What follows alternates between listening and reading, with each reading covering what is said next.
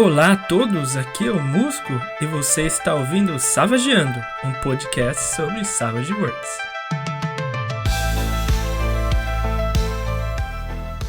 Opa pessoal, então hoje vamos falar sobre improvisação em RPG, né, no geral, porque esse é um tema geral, mas claramente focado no sistema de Savage Worlds, né? O que eu gostaria de falar dizer para vocês as técnicas que eu uso quando eu tenho que fazer improvisação, né? E também trazer no próprio livro de Savage Worlds quais são as mecânicas, né, os recursos que o Savage Worlds traz para a gente para ajudar a fazer improvisação. Improvisação, quando você narra um RPG, né, quando você mestra um RPG, ela é super importante, né?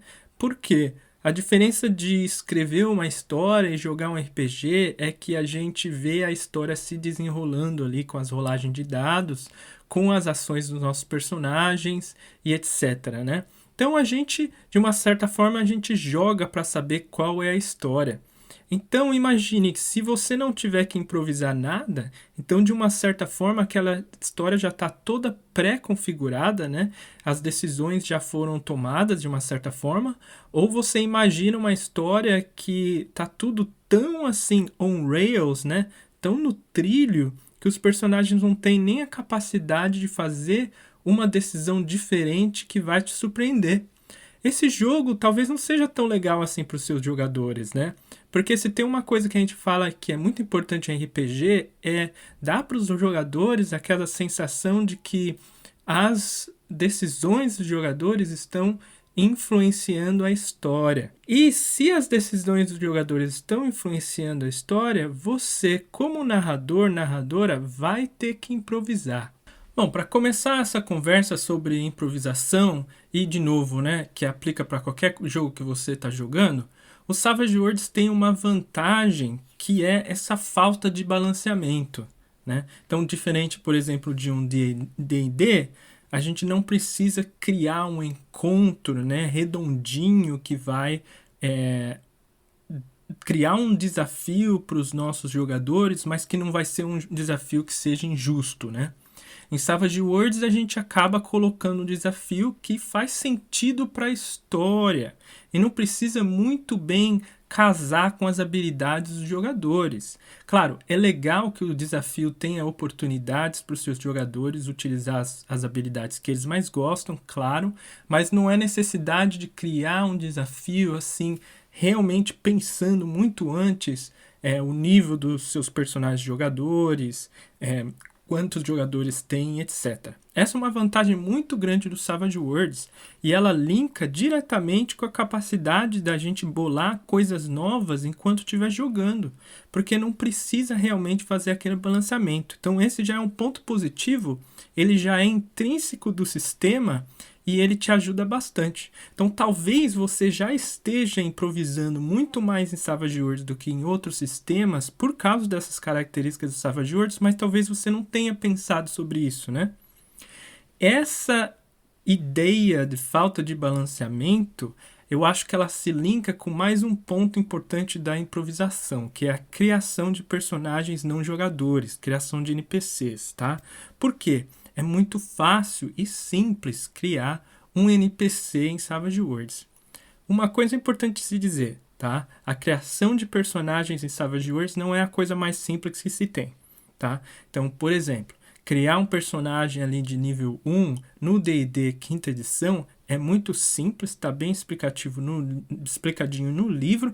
Até uma pessoa que nunca jogou RPG antes segue os passinhos ali, um atrás do outro, e faz o personagem rapidinho.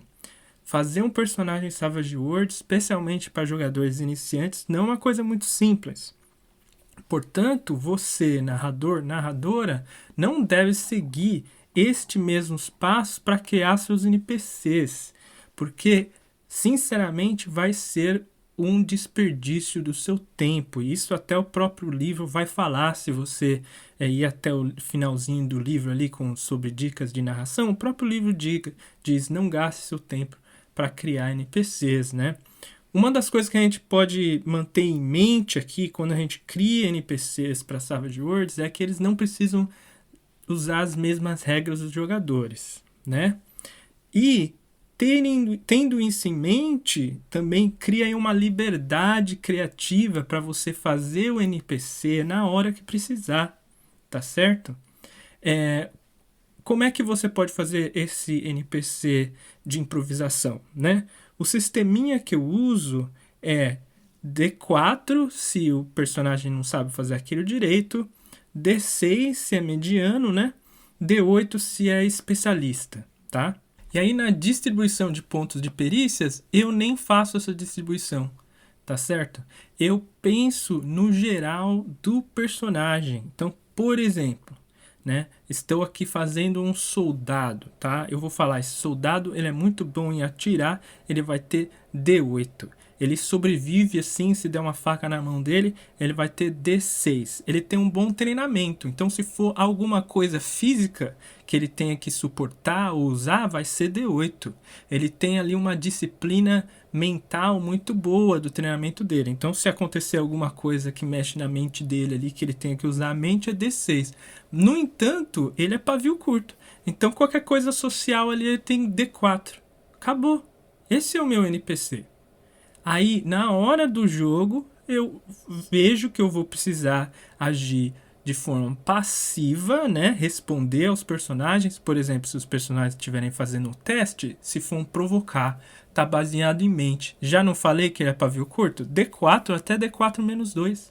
Porque bateu exatamente naquele conceitinho que eu pensei sobre o personagem. Pavio curto, bota lá para baixo. Tá certo? Olha só o que aconteceu aqui. Na improvisação, colocamos uma complicação no personagem que não veio nem do livro. Foi assim um natural de você pensar que aquele soldado é pavio curto. Mas se for fazer um teste de combate, opa, ele é preparado em combate. É uma ação física D8, né? A gente nem precisa chegar a pensar que é uma ação física. Está realizado ali num contexto de combate. Falei que o personagem é bom D8. Certo? E aí, mesma coisa para as vantagens. Eu não uso vantagens direto do livro, nesse caso de um NPC que está sendo feito no improviso. Outra coisa é, você está fazendo esse NPC ser um extra ou ele é um carta selvagem, né? Mas a gente pode falar um pouquinho mais disso depois. Mas, por exemplo, no tipo de vantagem, uma vantagem de combate, se você olhar no livro do básico, né, do Savage Worlds edição de aventura, você vai ver que muita da base de complicações e vantagens, elas estão trabalhando com +1, +2 rerolagem, tá? Então você pode fazer improvisos de vantagens pensando em +1, +2 rerolagens. Né? Então vou fazer um sniper. Meu soldado vai ser um sniper, né? Ele vai ter um ótimo atirar, vou manter em D8 também, mas ele é muito bom no que ele faz. Então ele vai ter +1 rerolagem, tá? O que é isso? Ele vai atirar com sniper, vai ter +1 nesse atirar e se sair muito ruim eu vou rerolar, tá? E eu tô rerolando baseado numa vantagem que eu criei para esse personagem. Acabou. Tá certo? Por exemplo, é uma vantagem muito poderosa? Mas é um extra, tá? Então a gente sabe muito bem que esse extra não vai ficar muito tempo na mesa. Então a gente pode pensar no improviso dessa forma. Claro, eu não estou falando para você ignorar as vantagens, né? Então, por exemplo, tem várias vantagens do livro que são usadas com mais frequência que você já tem assim na sua cabeça. No meu caso, impulso, por exemplo, a gente usa bastante, já tem ali. Frenesi é uma vantagem legal de usar no seu extra, né? Vantagens em extras que ajudam ele a ser mais efetivos, vale a pena colocar. Aí você vai falar assim, poxa, mas essas vantagens são de experiente. Rerolar são vantagens muito fortes. Não tem problema, gente, não tem problema. Vai surpreender seus jogadores quando eles verem que os inimigos estão usando habilidades que não são exatamente os que estão no livro, né? Vai criar mais variação, vai criar mais interesse naquele jogo, tá? A não ser, claro, que você tem um jogador que não acha isso divertido. É tudo sobre diversão, não é verdade? Se o jogador não acha isso divertido, ele pode pensar assim, né? Poxa, eu gosto de fazer uma estratégia pensando nas vantagens e complicações que os NPCs têm e eu quero saber exatamente quais são para eu saber como é que eu vou reagir, como ela trabalha com as minhas vantagens e complicações e etc, né?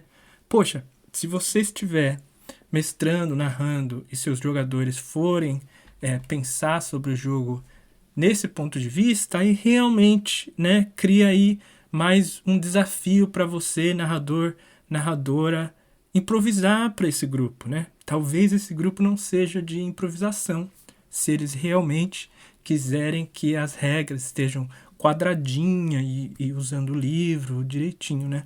Aí talvez você vai ter realmente que gastar mais tempo pensando nos NPCs quando você for fazer para esse tipo de grupo.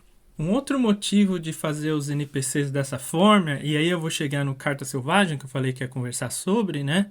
É que os extras acabam saindo de combate muito rápido, né? Muito rápido. Às vezes eles não conseguem nem atacar uma vez, dependendo da carta, né, de iniciativa que eles tirarem. Então, uma coisa que eu posso falar para você, né, é que você pode começar com todos os NPCs sendo extras, certo? E dependendo da performance de um NPC em algum dos turnos, ele acaba tendo um upgrade para virar um carta selvagem. Aí como é que fica isso? Na sua narrativa, né, os jogadores não sabiam quais eram as cartas selvagens. E veja bem o que está escrito assim sobre o conceito de carta selvagem. Carta selvagem é aquele que tem um impacto importante na sua narrativa. Então, se um extra que está ali, né, sem nome, deu um tiro, teve várias explosões nos dados, né? E causou 2 ferimentos em um dos personagens jogadores. Nesse momento, aquele extra ele teve um impacto grande na narrativa. E se o grupo não tinha um carta selvagem, você estava pensando assim, poxa, podia ter um carta selvagem aqui, né? Esse acaba virando um carta selvagem. Você pode dizer isso para os seus jogadores e tocar o barco. Se você está fazendo isso de improviso, vai todo mundo se divertir, todo mundo sabe que é improviso, certo? E você cria ali um carta selvagem, dá um nome para aquele personagem, adiciona o dado de selvagem, agora tem mais ferimento, põe ali uma ou 2 mais vantagens e vai. Ainda melhor se esse carta selvagem sobrevive o combate. Olha só, daí desse seu improviso e dessa ação que o extra teve no combate, você, extra não, né? Agora a carta selvagem já tem mais um NPC inimigo para sua campanha que eu tenho certeza que seus jogadores vão querer derrotar no futuro, né? Olha que bacana. Tá, ok. Então, se o combate vai ser improvisado, né? Quando é que você apresenta esse combate para os seus jogadores, né? Tem aí 2 formas, né? Talvez os jogadores são os que iniciam o combate e acaba sendo esses os combates improvisados com mais frequência, né? Porque você estava esperando, por exemplo, que estava tendo um encontro simples, né? De cunho social aí, que não tinha nenhuma chance para ter um combate, e alguns jogadores tomam decisões que levam isso a virar um combate, né? Como a gente começou dizendo, ótimo, né? A gente está jogando juntos para saber qual a história vai ser. Um dos jogadores aí teve um impacto grande nessa narrativa, mudou completamente a sua expectativa quanto narrador de que seria alguma coisa social, virou um combate. Então pode começar assim um combate que é improvisado, né? Uma outra forma que você pode começar um combate improvisado é quando os jogadores estiverem para fazer uma tarefa que é importante, né? Então, por exemplo, os jogadores têm que levar um item até um lugar, estão quase chegando nesse lugar e tem tempo para devolver. Ou os jogadores estão com uma vítima aí, estão protegendo alguém e também tem que levar para algum lugar. Ou eles têm que consertar alguma coisa, consertar um equipamento, né? E de diferentes formas ter uma ação importante que pode mudar o rumo da aventura. Aí é um ótimo motivo, né, para você incluir um combate no meio dessa outra tarefa, certo? Que é uma coisa legal. Por quê? Porque aí os seus jogadores vão ter mais para se preocupar durante aquele combate do que só defender, né? E acabar com seus inimigos. Eles vão ter que pensar ali, como é que eu vou usar meu turno? Eu vou gastar para rolar meus reparos aqui e adicionar mais tokens nessa tarefa dramática? Ou eu vou atirar nos meus inimigos? Esses são os combates os mais interessantes, né? E a gente, às vezes, olha esses combates acontecendo em mesa de outras pessoas e a gente fica assim, poxa, como é que isso aí foi planejado, né? Como é que o narrador pensou que esse combate ia casar com a tarefa dramática e ia ser tudo isso aí? Talvez não tenha sido pensado antes. Talvez foi o contrário. Talvez o narrador estava só jogando ali, normal, tocando o jogo, e aí teve um momento desse importante que poderia mudar a narrativa, né? Tipo, consertar o motor de um navio, por exemplo. E aí, do nada, aparecem umas criaturas e sobem no navio e começam a atacar os personagens e tem que consertar o motor do navio com o ataque dessas criaturas. Fantástico, né? Fantástico. Então, estar aberto para improvisação, falando de combate, é importante porque te deixa, né? Te dá aí mais uma carta na manga que você pode inserir esse combate que você não estava esperando, né? No meio da sua aventura, porque parece uma ótima forma de aumentar os riscos, né? E aí com isso você deixa aquela aventura ainda mais selvagem, que é exatamente aí quando o Savage Worlds brilha, né? E fora de combate, quais são as ferramentas que o Savage Worlds tem que ajudam na improvisação, né? Tem várias ferramentas que elas geram ideias para a gente tocar a narrativa, né? Especialmente se acaba ficando ali num bloqueio, o que vai acontecer depois, ou num vácuo assim, no momento, e agora? Não sei, sabe? Porque quando você está narrando uma aventura ali, uma sessão com seus jogadores, chega um momento, né, que as coisas vão fluindo por inércia, sabe? Você, narrador, geralmente tem que dar uma força inicial ali, colocar um pouco de energia, que é o que? Criar aquele problema, criar o plot hook, né? Para os seus jogadores irem começando a jogar, interagir com os personagens dele. E aí chega um momento na narrativa que vai por inércia, né? Vai por inércia, os jogadores estão se divertindo, tem uma coisa para fazer e tudo bem. E aí chega uma hora que essa energia da inércia baixa, né? Por conta de ou resolução do conflito, do desafio, né? Ou chegar no momento que não se sabe mais o que vai fazer, ou a próxima tarefa vai demorar depois de uma viagem, alguma coisa assim. E aí desce um pouco a energia, né? Aí depende. Será que você está preparado para subir essa energia e adicionar mais coisas? Ou você pode precisar de algumas ajudas, né, mecânicas do sistema? Se você precisar, o Savage Worlds tem essas ajudas, né? Aí quais elas são? Eu acabei de mencionar aqui viagem, né? Tem um sisteminha bem simples de viagem, tá? O que ele faz é você saca uma carta, né? E aí dependendo do naipe da carta, tem uma tabelinha que diz, você encontra estranhos, ou você encontra um tesouro, ou tem um combate, né? Já é uma forma de se pensar aqui o que pode acontecer naquele momento.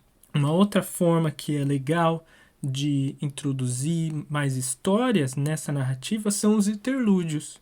Os interlúdios também ajudam na improvisação, porque eles funcionam bem parecido com o que eu falei da viagem aqui, né? quando os seus personagens estão realmente nesse ponto, que a energia, né, esse dinamismo, ele foi baixando ali. Quando estiver bem baixo, você pode pedir um interlúdio como narrador, tá? E o interlúdio, os seus jogadores vão sacar uma carta, eles vão contar sobre aventuras, eles vão falar sobre amores perdidos, desejos e etc. E isso vai ajudar na improvisação de todo mundo ali, né? Porque uma das coisas importantes do interlúdio também é a improvisação dos jogadores sobre a história dos personagens, né? Então, é uma ótima ferramenta para improvisação. Uma ferramenta bastante interessante que aparece em vários cenários de Savage Worlds são os geradores de aventura, né? Esses são tabelinhas, né, ou um fluxo de tabelas que usam geralmente cartas, às vezes dados, né, cartas e dados, para gerar plots para uma aventura, né? Esses podem ser muito interessantes se você não sabe a aventura que você vai rodar.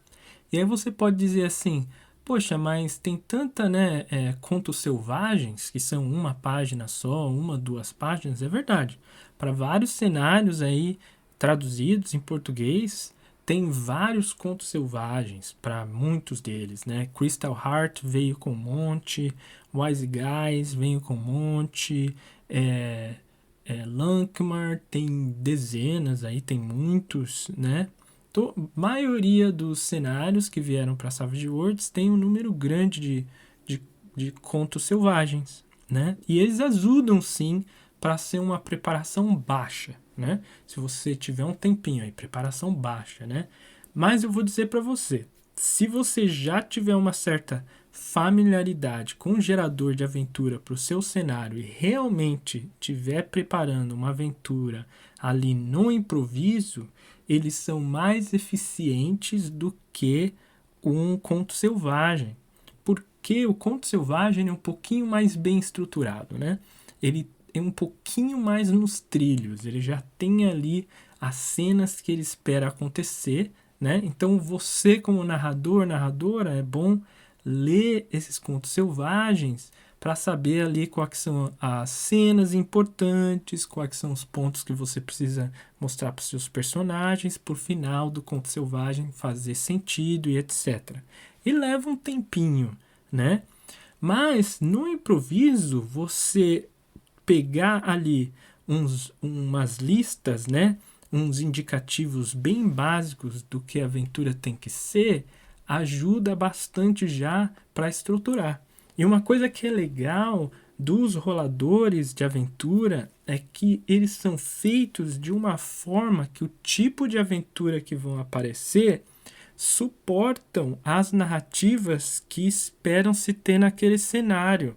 Por isso que eles também são cenários específicos, são específicos de cada cenário. E eu acho que eles são essenciais, porque eles ajudam muito a criatividade, mas essa criatividade embasada nas aventuras que se esperam de cada cenário.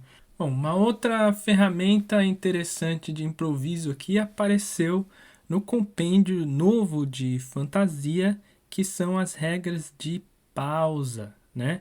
Aí o que tem nessas regras? São coisas que os seus personagens podem fazer quando está na pausa entre aventuras. E elas são interessantes porque algumas delas podem levantar ganchos para novas aventuras, né? Por exemplo, tem regrinhas aqui que o personagem pode passar o tempo de pausa dele fazendo pesquisas que podem estar associadas com o que vai acontecer na sua aventura, pode estar passando o tempo tentando lucrar, né? E aí esse lucro tem a ver com fazendo um serviço, né? Que vai pagar seu personagem. Esse serviço pode até ser perigoso, né? Um treino, né? E até ter relações aí sociais com outros personagens, NPCs da sua campanha, que é uma coisa interessante também. Aí por que isso é legal para improvisação, né? Porque um ponto que é interessante é que você, pela escolha dos seus jogadores de fazer uma atividade ao invés de outra durante o descanso, você tem uma ideia de quais atividades que aquele personagem está interessado, né? Por exemplo, se for fazer uma pesquisa, sobre o que é essa pesquisa? Talvez seja legal introduzir aí uma próxima aventura que tenha a ver com aquela pesquisa. E aí, já que você está nesse improviso, você está pensando qual vai ser a aventura que você vai jogar hoje, né? Ou a continuação dessa sessão, se essa pausa aconteceu no meio da sessão, né? Em vez de você terminar mais cedo, você pode começar, né? Continuar, retomar o jogo utilizando um gancho que veio da escolha de um dos seus jogadores sobre o que vai fazer na pausa. E aí pega aquilo ali e joga pro jogo, né? E amplia aquilo. Aí, para terminar aqui, né? Temos os carros-chefes aqui, né? Que são os pontos mais óbvios, eu acho, das ferramentas que o Savage Worlds traz para a improvisação, que é o encontro rápido e a tarefa dramática, né? Quando você vê a descrição da tarefa dramática e do encontro rápido, um pouco mais sobre o encontro rápido, elas são focadas em momentos em que não se tem todos os detalhes sobre aquela cena, né? Que é exatamente o que acontece numa jogada de improviso, né? E digo mais, não só de improviso, como situações que poderiam ser muito complicadas, né? Na última sessão que eu narrei para o meu grupo, né? Eles iam invadir um castelo e esse castelo era bastante grande, né? A gente viu uma imagem de representação e tinham várias possíveis entradas, várias torres, etc, né? Então, a gente olhou e todo mundo ficou meio assim, e agora? Deu aquela pausa, né? Apresentar aquele desafio, aquele grande castelo, baixou a energia da mesa de todo mundo, né? Minha, do narrador, pensando, e agora? Quanto tempo que os jogadores vão ficar pensando o que vão fazer, né? E dos jogadores também naquela análise, né? Ixi, e agora? Como é que a gente vai achar a forma melhor de entrar? Mas aí, na hora que você vira aquela narrativa e introduz uma tarefa dramática, todo mundo já sabe o que tem que fazer. Fala assim, poxa, agora é uma tarefa dramática, então todo mundo já sabe como agir, todo mundo sabe colaborar, né? E acaba levando a história de uma forma mais improvisada e às vezes até mais interessante, né? Porque a tarefa dramática ela faz com que todos os jogadores envolvidos naquela tarefa dramática, eles usem mais a criatividade ali, né? Tanto para suportar as perícias que eles querem usar, ou para descrever ações mais interessantes ali, para manter a narrativa movendo bem. E aí, como eu disse em um dos episódios anteriores, né, que é o título Encontro Muito Rápido, né, o encontro rápido acaba sendo só uma tarefa dramática com uma rodada só, né, basicamente. Né? Então, a mesma ideia que você tem na tarefa dramática aí, de abstrair uma coisa complexa com algumas rolagens, com algumas rodadas, você vai fazer isso com encontro rápido, com uma rodada só. Né? Que estão aí, na minha opinião, são os carros-chefe da improvisação no Savage Worlds. E eu vou dizer para você, de verdade, quando eu vou narrar o Savage Worlds, eu não me sinto nervoso, eu não me sinto intimidado com o jogo devido assim a vida pressionar, né, e não tiver aí o tempo para preparar, porque eu sei que essas ferramentas estão aqui para me ajudar. Eu sei que eu posso transformar uma coisa complicada num encontro rápido. Eu sei que eu posso transformar uma coisa complicada numa tarefa dramática. Isso vai ajudar muito a manter a narrativa caminhando, né? A fazer as coisas mais simples e, a coisa mais importante, meus jogadores, né? Minha experiência, os jogadores trazem mais e mais criatividade quando você usa essas ferramentas do que quando você acaba tentando resolver as coisas turno por turno, que acaba precisando ter mais preparo, né? Que você vai precisar de um mapinha, você vai precisar dos tokens, você vai precisar das habilidades e as características do NPC, nem que você acabe, né, criando esse NPC de improviso também, mas você precisa de mais coisa, né?